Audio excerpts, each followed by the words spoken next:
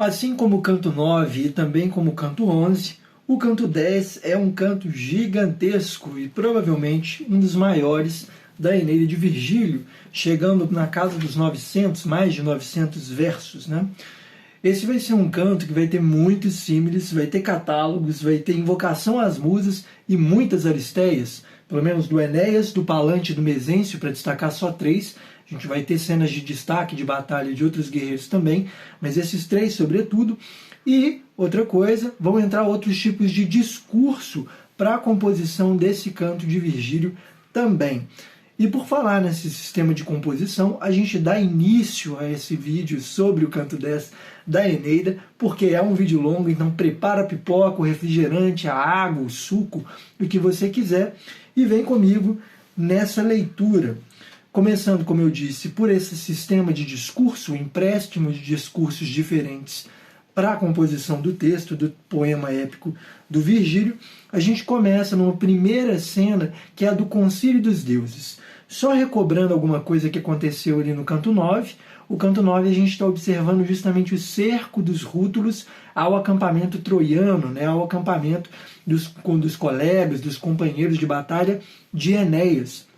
Os rútulos estão ali nas proximidades, ao redor dos muros, acossando esses guerreiros, e ao mesmo tempo que isso está acontecendo, os deuses lá no Olimpo vão estar fazendo uma reunião, né, em tempo simultâneo.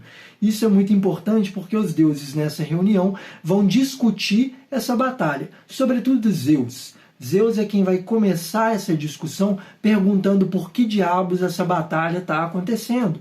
Porque o destino já tinha se consumado, já tinha se consagrado, e os troianos já tinham encontrado a sua suposta terra prometida. Então por que troianos e latinos não podiam viver em paz? Zeus, portanto, vai exigir um posicionamento por parte dos outros deuses, e é lógico que ele vai estar direcionando o seu discurso a 2 deidades, né, específicas, que são Juno e Vênus, né, Júpiter, na verdade, estou falando Zeus, mas é Júpiter, enfim.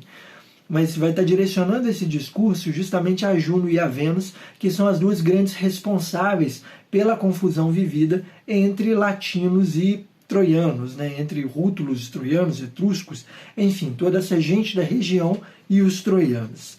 A questão aqui que é muito interessante, que tem a ver com o discurso, né, político, ou com a questão ali do discurso jurídico, no Fórum Romano e tudo mais, a que Virgílio estava muito atento, né, tem a ver com os argumentos levantados por Vênus e por Juno para sustentar o seu ponto de vista. Na hipótese criada pelo texto do Virgílio, essas 2 coisas acabam se anulando, né? Como se Juno e Vênus tivessem as 2 argumentos muito fortes para defender o seu ponto de vista e a sua participação na batalha, o que leva, no final da discussão, a uma neutralidade por parte de Zeus. Só que a gente que está lendo, a gente que está acompanhando esse texto, a gente está bem inclinado a concordar com o argumento de Vênus. E eu, inclusive, queria lê-lo aqui porque eu acho ele extremamente convincente. Eu vou ler só um trecho que começa lá no verso 31, na página 649 dessa edição aqui, como de costume, edição da editora 34, tradução do Carlos Alberto Nunes. Vênus diz: se os meus troianos à Itália demandam sem tua licença contra o favor do destino, então paguem por juntos pecados e lhes denegue a ajuda. Ou seja, né, se os meus troianos chegaram aqui, eles não deviam, se eles estão indo contra o destino, então não favoreça eles, Zeus Pai. Você não tem por que ajudá-los. Porém, se aos mandados celestes do próprio Averno seguiram, quem pode torcer-te à vontade de agora em diante, ou tercer por capricho destino diverso? Ou seja, se o destino está a favor dos troianos, quem é que pode se levantar contra o destino? Por que Juno pensa que pode se levantar contra o destino e intervir tantas e tantas vezes? E é justamente o que Vênus vai fazer a seguir, é elencar os vários momentos em que Juno participou dessa guerra, enviando Íris, chamando Alecto lá no Hades, e inflando, né, insuflando ali as matronas latinas a incendiar os navios. Enfim, a Vênus vai fazer todos esses apontamentos para prejudicar a Juno diante de Zeus. Juno, percebendo que está sendo atacada ali pela rival, pela colega, enfim, né, pela outra divindade, ela também vai levantar os seus argumentos, falando de Cassandra, mencionando vários acontecimentos, falando dos absurdos das decisões tomadas por Enéas, de, por exemplo, deixar o acampamento à própria sorte, de colocar Ascânio, que é uma criança, como líder desse acampamento. Enfim, ela levanta essa série de argumentos, mas eles não são tão convincentes aos meus olhos, né? Só que Zeus discorda de mim. Zeus fala que as duas deidades ele tem o seu ponto de vista, tem suas razões para intervir e acaba optando pela neutralidade. Isso vai estar lá no verso 106. Ele vai falar basicamente que não dá para intervir mais, que esses guerreiros que estão lutando, rútulos e troianos, fiquem entregues à própria sorte. Eu acho que o mais interessante dessa coisa e dessa decisão divina de Zeus, né, é que ele basicamente jura pelo Estige que não vai haver nenhum tipo de intervenção. Juramentos pelo Estige, né, por parte dos deuses, é o juramento mais forte que existe, porque você basicamente está jurando pela morte, né, jurando pelo mundo dos mortos. Enfim, Zeus faz esse juramento e ele não cumpre, né? Na primeira oportunidade que ele tem, ele está lá intervindo, está lá autorizando que o Deus faça isso ou faça aquilo para favorecer um lado ou outro. Enfim, os juramentos dos deuses não valem muita coisa. Afinal de contas, né, Júpiter, Zeus, é um dos deuses mais infiéis, né, mais traiçoeiros e traidores que existe nessa mitologia.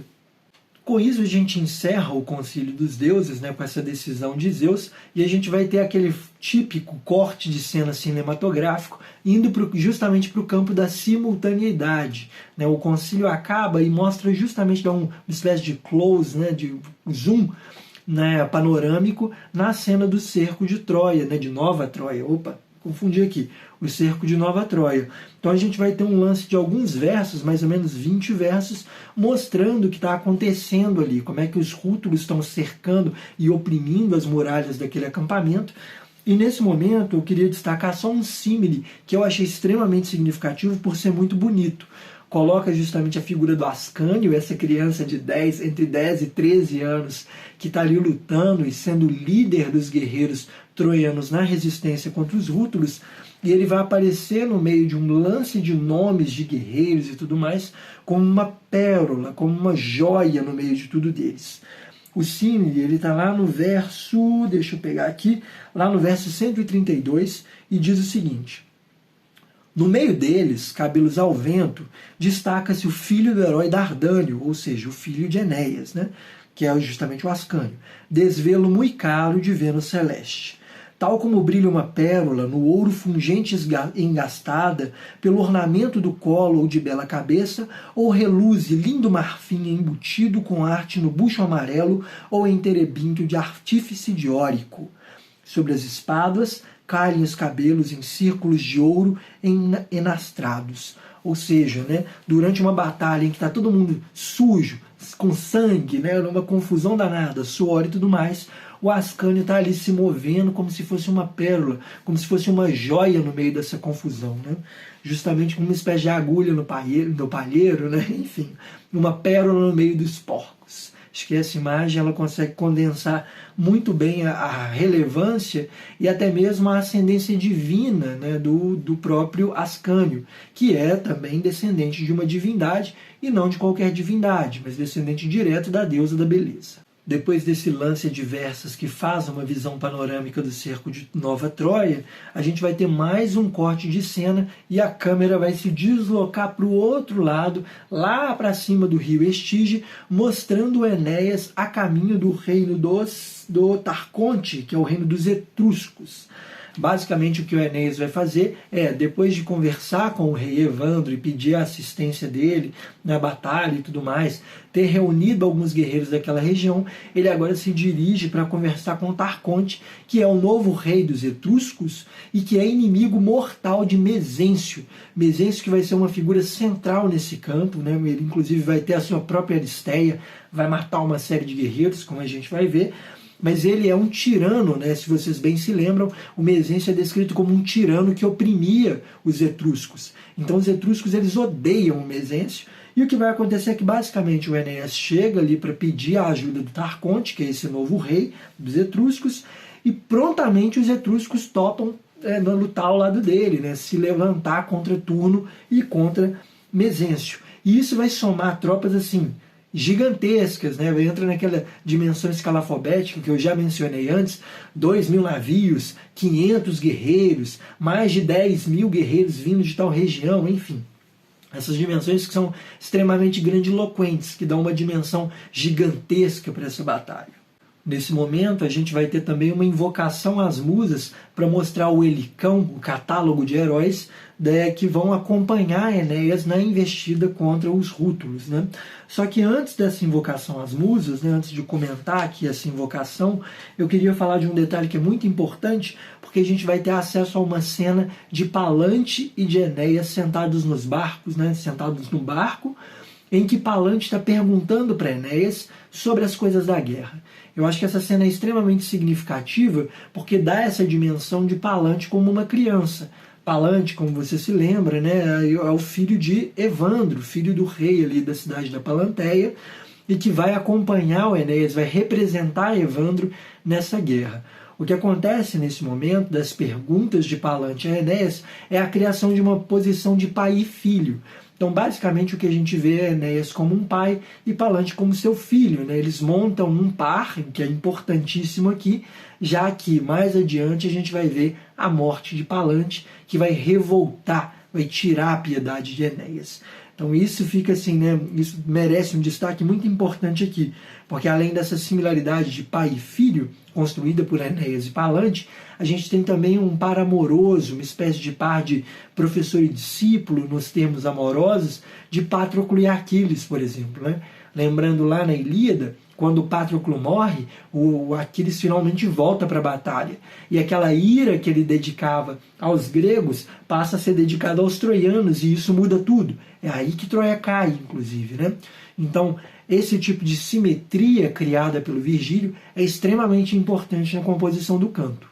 O catálogo de heróis vai estar lá no verso 163. Eu vou poupar a leitura desse catálogo e de mencionar cada um dos guerreiros que vai participar. Entre eles a gente vai ter o Clúgio, o Abante, o Alfeu e outros que são guerreiros importantes num contexto de criação histórica, de uma espécie de etiologia das famílias romanas, mas que para a nossa leitura aqui eles não vão ser tão importantes. Então eu vou poupar um pouco essa leitura, porque senão o vídeo vai ficar gigantesco demais, e eu não estou querendo fazer esses vídeos tão gigantescos assim. Enfim, lá no verso 163, a gente vai ter, portanto, uma nova invocação às musas, que vai justamente abrir o catálogo.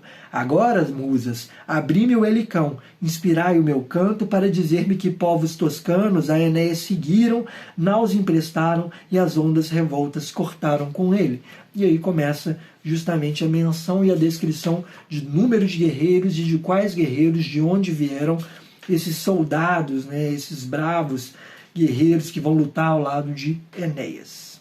Com o fim do catálogo, a gente vai ter agora uma cena que volta a mostrar ali os navios em movimento, e tem um momento extremamente curioso nesse canto, que é a chegada daquelas naus que se converteram em golfinhos no canto anterior, para avisar o Enéas, né, do que está acontecendo, do cerco dos Rútulos. Então, não sei se vocês se lembram, mas Niso e Euríalo fracassam em enviar uma mensagem ao Enéas por conta da sua ambição. Os dois vão ser mortos ali por causa de uma desmedida, de um excesso, uma necessidade de glória infundamentada. Só que as naus que se converteram em ninfas, em golfinhos, né, lá no canto anterior, elas vão até subindo o rio, nadando, vão chegar até a nau de Enéas e vão acordá-lo nesse sentido de falar: Enéas, é melhor você se apressar, porque os Rútulos estão quase entrando no seu acampamento. E ao mesmo tempo que elas dizem isso, elas vão melhorar, né, os ventos e as águas para empurrar os navios mais depressa, para que o Enéas finalmente chegue à batalha. E nesse momento, o Enéas de fato vai chegar, ele vai estar vindo com o barco assim, e a gente vai ter uma das cenas que eu acho, sinceramente, uma das mais lindas desse canto especificamente. Nesse canto vai ter uma das cenas mais lindas da Eneida, né, que vai entrar na nossa coleção quando eu terminar a leitura. Mas aqui tem uma cena muito linda do canto, que é a chegada do Enéas na batalha, depois de ser assistido por essas ninfas, né, por essas deidades, que foram também os seus barcos. Essa cena linda está lá no verso 260, página 669, em que diz: de pé na polpa altanada, já avista os troianos robustos, todo o arraial agitar-se. foi quando, com o braço sinistro, seu flamejante broquel elevou, o que arranca dos teucros grita atroador até o céu.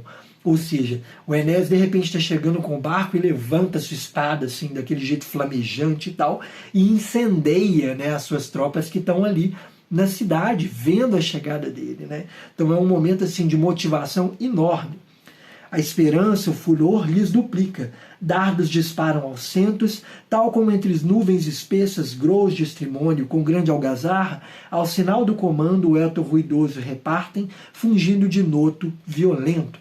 Tem um símile aqui comparando essa motivação a uma chuva de dardos. Então eles se sentem tão impelidos a lutar, vendo o seu rei retornando, que eles começam a se levantar contra os rútulos e vencer o cerco, começam a tirar esses rútulos que estavam cercando a região.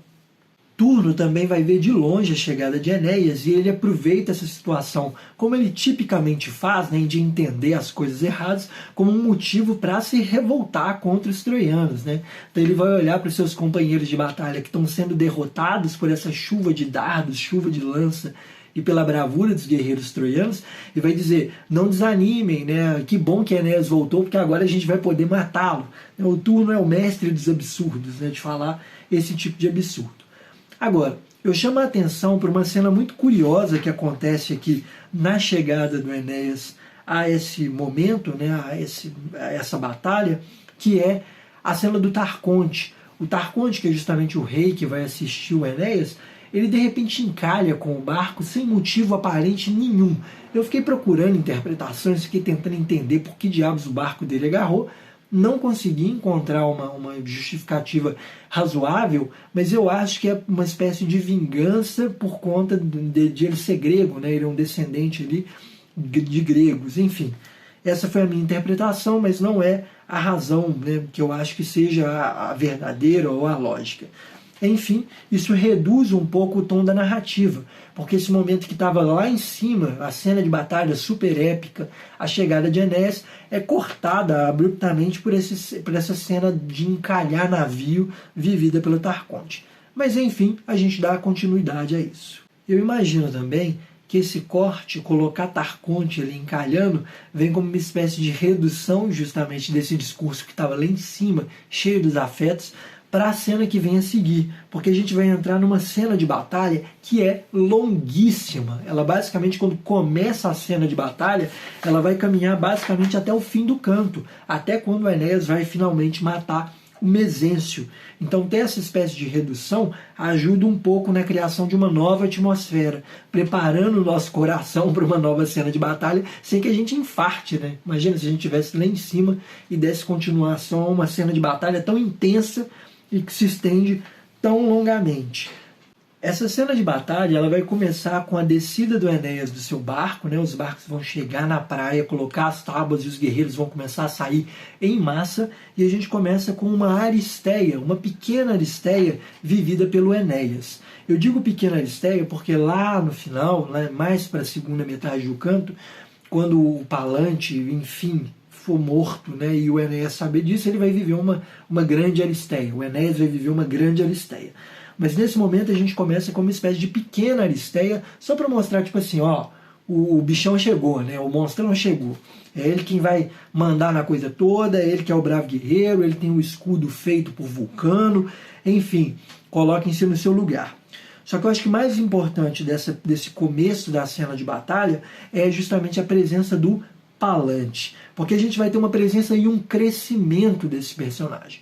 Esse personagem que um lance de versos atrás estava perguntando para Enéas o que fazer, como que era a guerra, né, se ele ia se dar bem ou não, ele vai começar a motivar os seus sócios, porque os guerreiros de Evandro eles estão um pouco intimidados ali, estão com medo de participar dessa batalha, e o que o Palante vai fazer é assumir uma posição muito parecida, que é simétrica àquela vivida pelo Ascânio lá no canto 5, quando fala as matronas que estão incendiando os navios.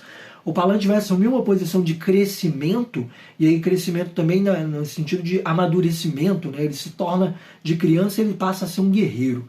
E ele motiva os seus companheiros, né? Ele vira e fala, vamos lutar, nós não temos que nos intimidar, nós temos na verdade é que nos levantarmos contra esses tiranos, contra Turno, contra Mezencio, que são terríveis e tudo mais. E é nesse momento que começa justamente a sua Aristeia. A Aristeia de Palante, ela acontece num lance mais ou menos de 50 versos. Vão ser 50 versos em que ele vai matar uma série de guerreiros. Ele mata, na minha conta, 10 inimigos, e é uma cena de enobrecimento, né? Enobrecimento nesse sentido de fazer de fato com que a personagem de Palante fique maior, que ela cresça, que ela atinja ali um estatuto que antes ela não tinha, né? Por ser ali um menino. Entre os nomes de guerreiro que ele vai matar vão estar Lago, Isbão, Estênio, Anquêmulo, Timbro, Láride, todos guerreiros que a gente só sabe o nome porque o Virgílio escolheu colocá-los aqui, mas que eles não têm muita importância. A importância deles é dar uma espécie de dimensão singular para cada uma das mortes, porque Palante basicamente está matando guerreiros que têm nome, né? Guerreiros que supostamente a gente deveria conhecer. E isso, assim, cria, como eu disse, uma espécie de crescimento ou de enobrecimento para esse jovem guerreiro que vai ser ali, né, uma espécie de prato cheio para Turno, porque Turno, de repente, vai ficar sabendo que ele está no campo de batalha e vai se voltar contra ele. Mas antes que Turno avance contra Palante, a gente tem um momento aqui que eu acho bem interessante, que é uma espécie de curtíssima Aristeia de Lauso. Lauso, para quem não conhece, é o filho de Mezencio e é uma figura assim, central no canto 10. Né? Lauso é uma figura extremamente singular e significativa para esse canto, porque ele vai ter um momento, uma cena épica, né? Assim, para usar essa expressão, uma cena épica no final do canto, quando ele vê Enéas investindo contra o seu pai. Lauso vai ter uma pequena Aristeia, vai viver uma pequena Aristeia, e Zeus, essa cena que é curiosa, Zeus vai impedir que Lauso e Palante se cruzem. Os dois são jovens guerreiros, e são jovens guerreiros que poderiam se enfrentar diretamente e viver uma espécie de cena de batalha da juventude e tal, mas Zeus impede. Zeus vira e fala assim, não, porque o destino de vocês é outro. Vocês vão cair pela mão de outros guerreiros. E é nesse momento que Turno fica sabendo da presença de Palante e das mortes que Palante estava causando no campo de batalha.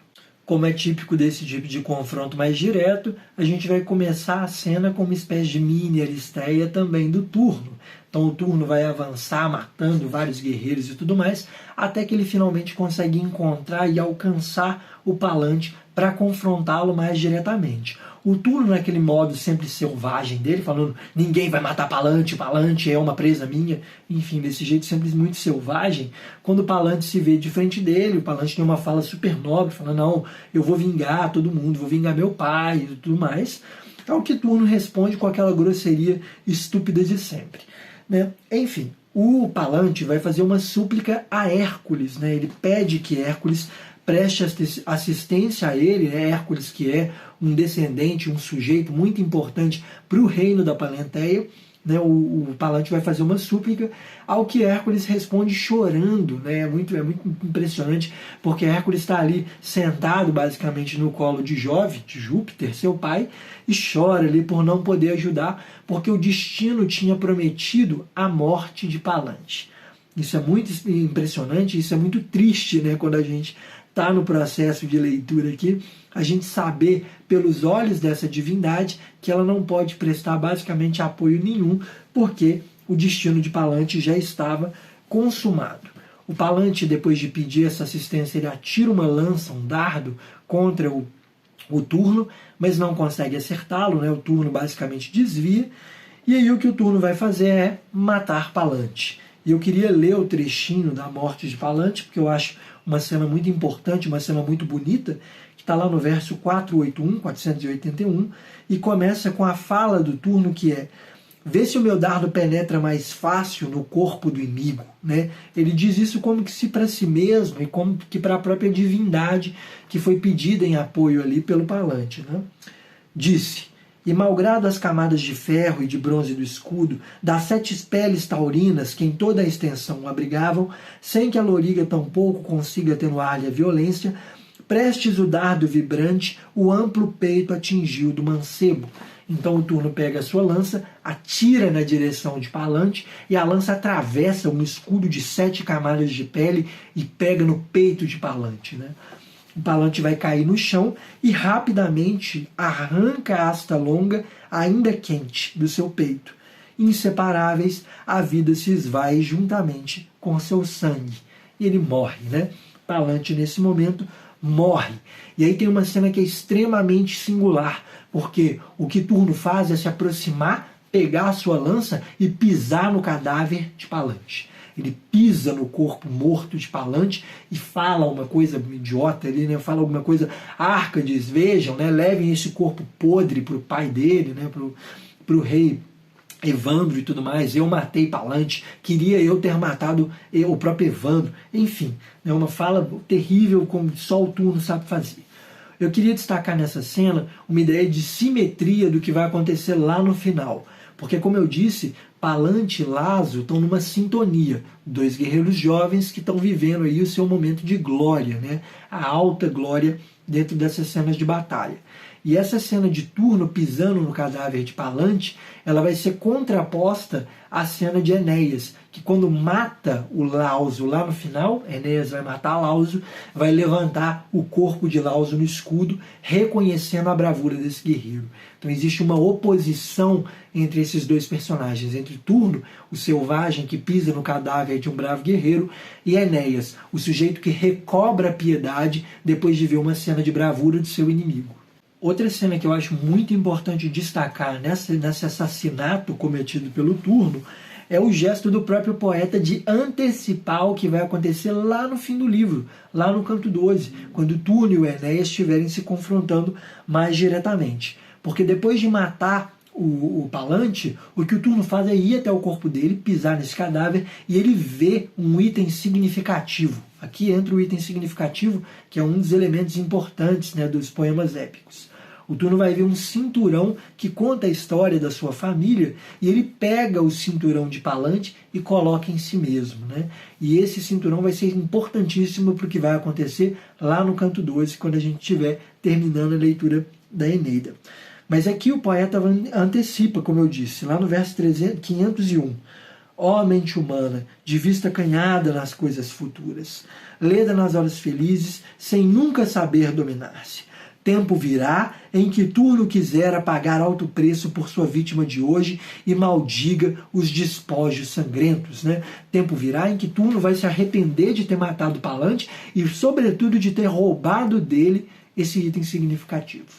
Logo depois disso, a gente vai ter uma recobrança, uma retomada da cena de batalha para recontextualizar a gente no que está acontecendo, a luta entre Palante e Turno. E é muito interessante um comentário que o poeta vai fazer quando está dando essa visão panorâmica da batalha, que é sobre o Palante: um dia apenas de guerra te deu e hoje mesmo morreste, né? Ele faz uma espécie de lembrança e de rememoração, né, fazendo uma espécie de celebração à figura do Palante, mas ele diz isso. E a notícia da morte de Palante, ela vai correr pelo exército como um todo. A fama, essa divindade maldita, né, vai tratar de espalhar rapidamente a notícia da morte de Palante, que vai chegar aos ouvidos de ninguém mais, ninguém menos, Enéas, que estava vivendo a sua Aristeia um pouco distante dali. Ao saber da morte de Palante, aí começa a impiedade de Enéas. Eu digo impiedade, né? A palavra é impietas, né? Em latim, o impietas do Enéas, que é uma subcena dentro dessa cena de batalha, extremamente longa também, né? Ela vai começar como uma espécie de gatilho para aquela que vai ser a Aristeia de fato de Enéas nesse canto 10. E ela começa lá no verso 513, na página 689. Ela começa, eu queria inclusive lê-la aqui, porque ao saber da notícia, ao saber dessa morte vivenciada, experimentada por Palante e feita por Turno, o Enéas vai ficar maluco. Ele simplesmente perde a ideia de piedade, né, esse epíteto pietas, né, dele, o pio, Enéas o pio, esse epíteto cai e ele vira um monstro a ponto de ser comparado a um titã, o símile do titã que vai acontecer logo em seguida, a gente já comenta dele. Ceifa com a espada o que encontra, Enéas, por entre as fileiras inimigas, abre a caminho a clamar, Turno insano por tua presença, pois te ufanavas da morte do moço. Enéas só enxerga na frente Palante, Evandro, a hospital acolhida, os tratados firmados quando de sua chegada.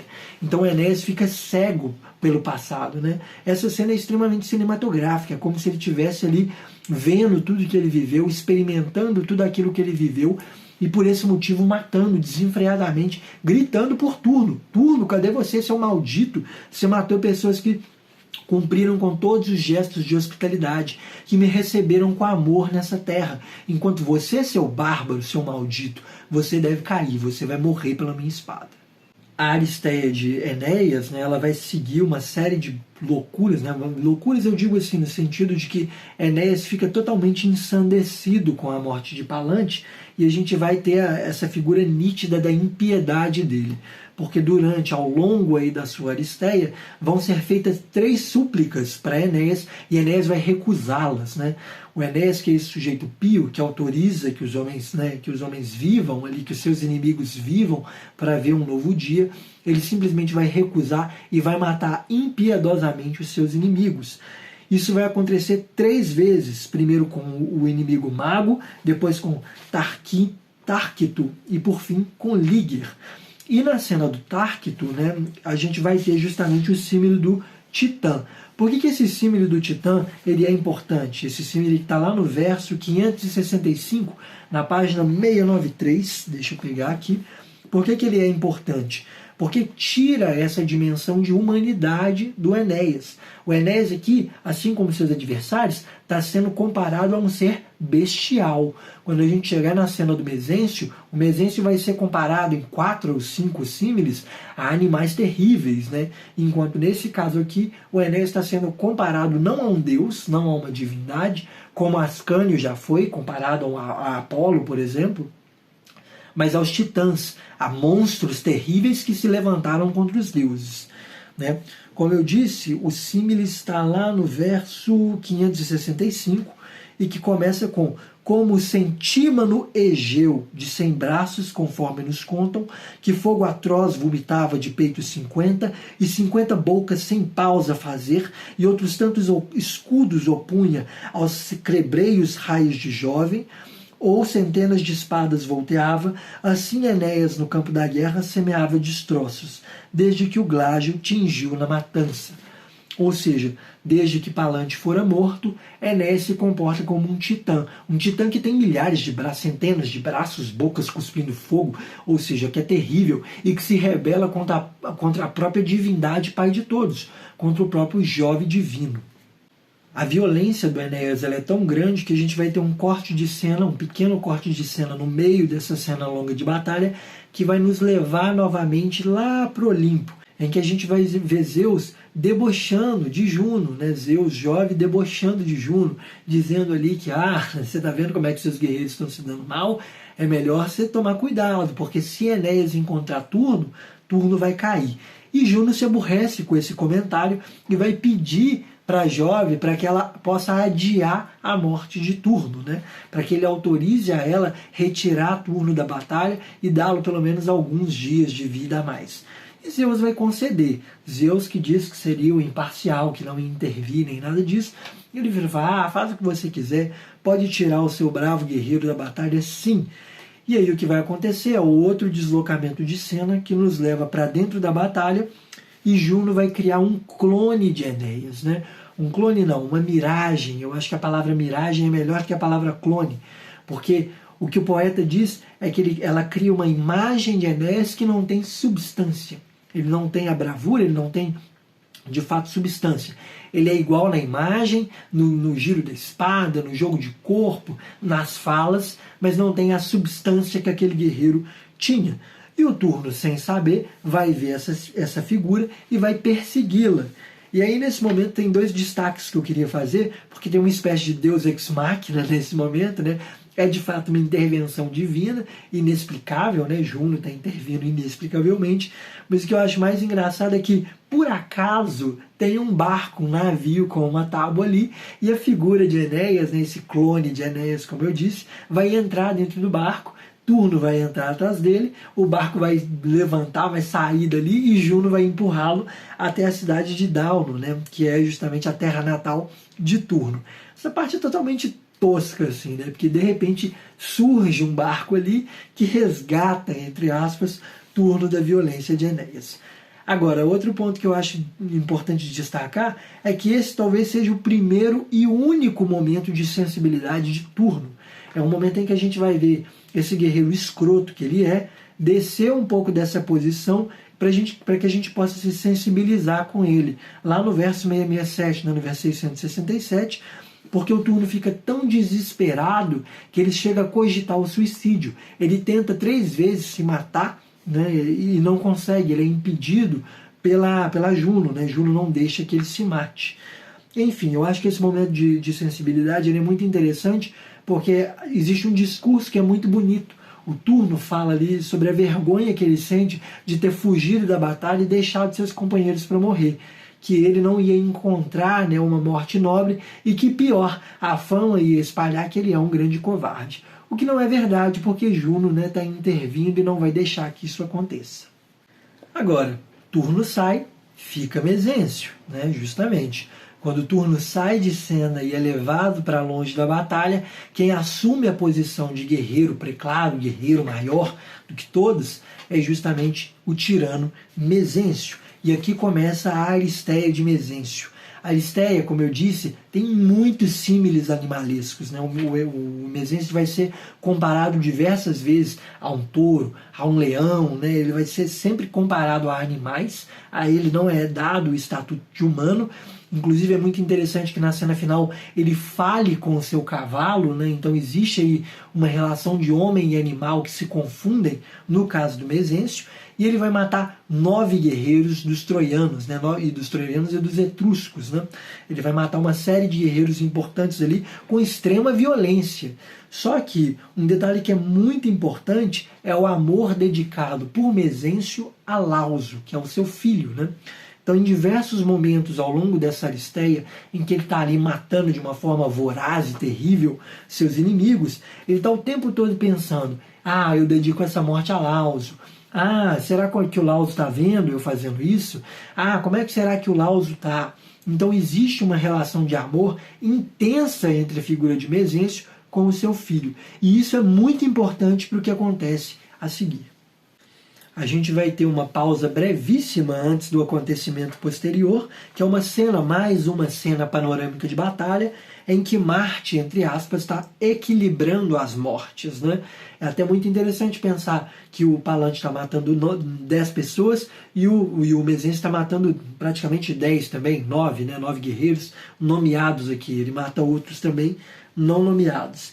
Mas existe nesse momento uma espécie de interrupção que fala: olha, Marte, essa divindade da guerra, está equilibrando a disputa de um lado e de outro. E nesse momento, né, nesse momento de equilíbrio, a cena rapidamente se desloca para um confronto direto entre o impiedoso Enéas e Mesêncio. E aqui começa uma das cenas que é a mais, né, das mais bonitas de toda a Eneida, né, pelo menos na minha opinião. O Enéas, no confronto direto com o Mesêncio, eles vão ter uma troca rápida de palavras ali, e o Mesêncio vai tentar partir para cima do Enéas, né? O Mesêncio vai se achar um guerreiro bravo o suficiente para enfrentar Enéas e vai inclusive cogitar: ah, eu vou matar Enéas e vou dar de presente para o meu filho, para Lauso, esses espólios desse pirata maldito, né? A expressão que ele usa é essa, pirata. Chama o Enéas de pirata, como esse sujeito que vai e rouba as esposas, em alusão, é claro, a Paris, né, e aos outros troianos do ciclo da Ilíada. Mas enfim, como eu dizia, Mesêncio tenta ferir Enéas, não consegue, mas o contrário é verdadeiro. Enéas atira sua lança contra Mesêncio, a lança atravessa o escudo e fere Mesêncio na perna. E nesse momento vai acontecer a cena que eu disse que é uma das mais lindas, na minha opinião. Porque ferido, Mesêncio se desespera um tanto, né? Ele fica com medo de morrer e começa a fugir rastejando da batalha. E aí o que acontece é: Lauso vê o pai rastejando e fugindo de Enéas e vai intervir. E isso acontece lá no verso 790, na página 711. E vamos a isso. O que vai acontecer basicamente é que Lauso vai chamar a atenção de Enéas para que o pai possa fugir. E ele consegue de fato, ele chega até lá e chama, né, faz alguma coisa para chamar justamente a atenção de Enéas. Só que essa cena, ela tem uma importância extremamente grande que é digna de um comentário do próprio Virgílio, né? Quando Lauso começa a notar o perigo, né? Lauso, ao notar o perigo em que estava Mesêncio, suspiro fundo arrancou do meu peito, de lágrimas cheias os olhos.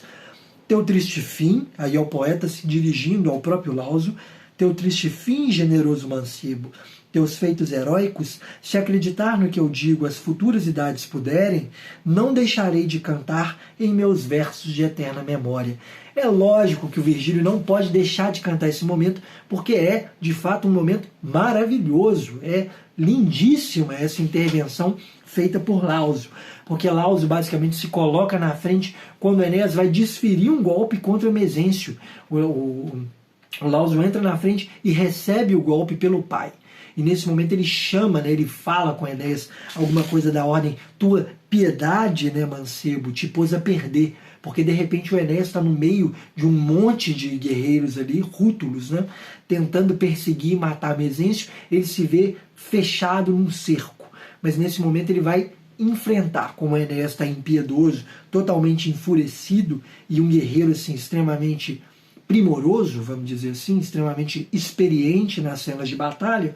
Estar dentro de um cerco não faz diferença nenhuma, e é nesse momento em que ele vai matar o Lauso. E a cena de morte do Lauso, né, ela é tão significativa, ela é tão importante por causa do gesto nobre de Lauso salvar o pai, que recupera a piedade de Enéas. Enéas vai enterrar a espada até a copa, né, ou seja, até o cabo, no peito de Lauso, e vendo esse guerreiro morrer, ele se apieda. Ele olha para esse guerreiro morto e fala assim: meu Deus, o que eu estou fazendo? Né? Que é isso, velho? Quem é esse guerreiro tão nobre e que fez gesto tão nobre a ponto de recobrar minha sanidade? Eu agora volto a ser Enéas o Pio. É claro que eu não poderia deixar de ler um pouco desse trecho aqui, porque tem algumas coisas que eu gostaria de chamar a atenção. Primeiro, de sangue o seio inundado, escapou-se-lhe a vida do corpo contra a vontade e baixou tristemente a morada dos manes. Esse trecho, que está lá no verso 819, está se referindo justamente ao momento de morte do Lauso. E o que eu chamo a atenção aqui é que essa descida ao mundo dos mortos, dos manes, né, contra a vontade, vai se repetir lá no canto 12 com a morte de Turno. É uma fala que ecoa, né, nesse acontecimento lá no final. O segundo ponto é justamente essa cena belíssima da recobrança da piedade por parte do Enéas. Está logo em seguida. Ao ver Enéas no extremo da vida, o inditoso guerreiro, de palidez assombrosa coberto, sentiu-se tomado de compaixão. Então, ao matar Lauso e ver esse nobre guerreiro no chão, ele se sente tomado de compaixão e recobra a sua sanidade. À sua mente ocorreu-lhe a imagem do filho. A destra estende-lhe presto e lhe diz as seguintes palavras. Ou seja, ao ver o corpo do cadáver, né, o cadáver de Lauso, ele pensa no próprio Ascânio. Existe nesse gesto de ver no cadáver o corpo do filho uma espécie de vislumbre de si mesmo. Ele vê a própria piedade projetada nesse sujeito que morreu, né, na criança, no jovem Lauso. Quanto ao Mesêncio, Mesêncio consegue fugir e vai se encaminhar para a margem do rio Tibre, onde ele vai começar a lavar a ferida que foi feita pelo Enéas na sua perna. Ele está ali junto com outros comandantes da sua tropa, né, ou com outros dos guerreiros rútulos, e ele começa, de repente, a perguntar pelo filho, né? E é muito impressionante esse momento, porque lembrem-se da simetria que eu falei, né, que o Turno pisa no cadáver do Palante. No caso do Enéas, o Enéas vai levantar o corpo de Lauso no escudo e vai entregá-lo para os guerreiros rútulos para que eles possam fazer os ritos fúnebres. Ou seja, tem uma nobreza no gesto de Enéas, né, que ela assim está balanceado, está compensando a brutalidade do próprio Turno. Mas voltando ali à cena do Mesêncio no litoral, né, nas margens do rio, ele de repente vê o corpo do filho chegando carregado pelos escudos dos guerreiros. Inclusive esse gesto de carregar os corpos nos escudos, eu já devo ter falado antes, mas esse é um símbolo de nobreza, né? Carregar um corpo sobre os escudos é uma forma de enobrecer um guerreiro que morreu de uma forma digna. Ao ver o corpo de seu filho, o Mezêncio vai ter uma das falas que é extremamente significativa e maravilhosa, que eu queria reproduzir aqui para vocês. Tamanho amor tive a vida tão curta, que ao meu próprio filho expus ao risco maior de tombar sobre o dado inimigo no meu lugar. Meu seria esse golpe. Se vivo ainda me acho, devo a tua morte. Infeliz, só agora começa em verdade o meu grande exílio. Só agora me punge o teu fado inditoso. Sim, caro filho, manchei o teu nome com crimes nefandos. Ódio semeei, despojado me vi de domínios paternos. Satisfações devo à pátria, a meus próprios amigos, a todos. Ah, não pagar com 1000 mortes a minha existência perdida. E não morri, ainda vivo, não deixo de ver esta vida? Sim, vou deixá-la. E nesse momento o Mezêncio decide ir e enfrentar Enéas de frente, porque ele quer morrer. Para ele não existe sentido em continuar existindo sem o seu filho, sem o seu amado filho. Esse é um momento, eu acho, muito importante, porque o Mezêncio, que foi construído até aqui como um guerreiro terrível, um monstro asqueroso, um torturador, ele é, de repente, colocado nessa posição de um sujeito extremamente nobre. Então, a Eneida está sempre jogando com essas duas dimensões, né, do terror e da piedade, se a gente quiser usar os dois elementos destacados pelo Aristóteles para falar da tragédia na sua poética.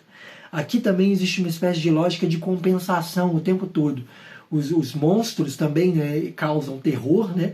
Esse guerreiro horrível de quem eu tenho asco, mas também geram piedade. A perda do filho nos sensibiliza, sim, demais. A gente se sente fraturado ao ver esse gesto, esse comentário de Mezêncio sobre seu próprio filho.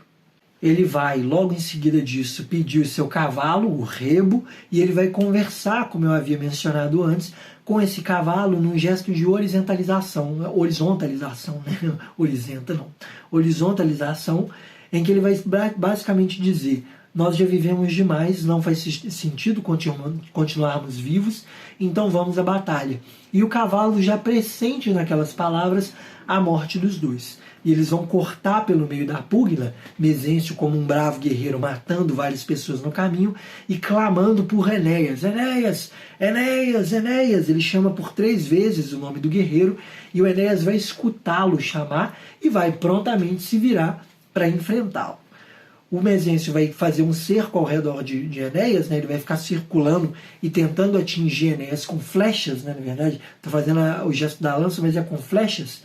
Ele atira flechas na direção de Enéas. Enéas percebe que Mezêncio basicamente está muito cansado, está ferido e basicamente não quer mais viver, já não faz mais sentido para ele estar naquela luta. E ele basicamente enterra a espada na cabeça do cavalo. O cavalo cai e sobre o Mezêncio, né? E nesse momento a gente vai ter a morte, né? A cena de aprisionamento. O Mezêncio está fundido, ele se torna uma coisa só ali no chão com esse animal, com esse cadáver de animal, entre vivo e entre morto, né? Ele mesmo. E ele vai falar com Enéas, vai basicamente fazer uma súplica final para Enéas. A gente fica sem saber se o Enéas cumpre com essa súplica e atende ao pedido de Mezêncio. No começo do canto 11, quando eu for falar sobre ele, eu comento sobre isso, a gente percebe alguma coisa de que parece que não. Parece que a súplica de Mezêncio não foi cumprida, porque o que Mezêncio pede é o direito de ser enterrado junto com o cadáver de seu filho, que ele tem ali as funécias, né, os ritos fúnebres justos e merecidos. Mas dá a entender que Enéas não cumpriu com esse pedido final. E o que acontece, para encerrar esse canto gigantesco que é o canto 10, é justamente a morte de Mezêncio, em que Enéas, ouvindo as palavras ali daquele guerreiro, enterra a espada e dá fim, né, à vida de Mezêncio, que baixa lado a lado com o filho, ao mundo dos mortos. Com isso, nós encerramos a leitura do canto 10. Como eu disse, um canto longuíssimo. E eu tentei fazer nesse vídeo uma espécie de esquema um pouco diferente, em que são simultâneos os comentários estéticos e a leitura das cenas. Justamente porque se eu fizesse a separação, né, fizesse um comentário um pouco maior no começo desse vídeo, ia ficar extenso demais, né? Espero que tenha funcionado. Não sei o que vocês vão achar. Como de costume, eu peço que se você gostou ou se você não gostou, deixa aí aquele comentário aqui embaixo. Caso tenha gostado, compartilhe e deixe aquele like. Eu vou ficando por aqui. Espero demais que você tenha acompanhado e sobrevivido a essa exposição longuíssima desse que é um dos cantos que, na minha opinião, é um dos mais bonitos, assim como o canto 9, assim como o canto 6, assim como o canto 11 e o canto 12, né? A gente tem uma série de cantos maravilhosos no fim da Eneida. Espero que você tenha gostado dessa minha exposição. Eu agradeço demais por você ter assistido e até o próximo vídeo.